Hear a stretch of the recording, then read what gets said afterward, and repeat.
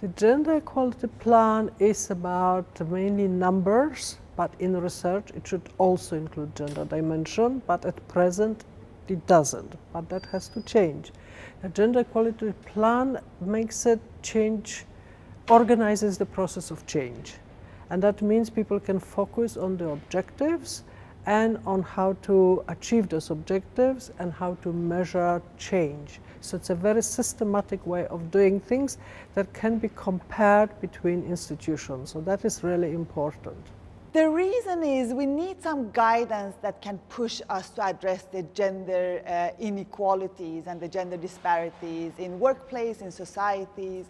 There are some harmful gender norms in the society that creates barrier for men as well as women, but mostly women, to advance in their careers, to fulfill their potentials.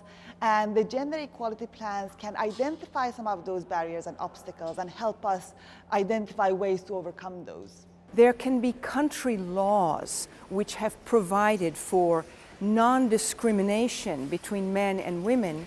But if individual institutions do not have and enforce a strategy, the law will never be enforced. It is not easy to have rectors that want to start with this process that is a political process, giving the opportunity to females researchers to have the same rights and possibility of males, for example.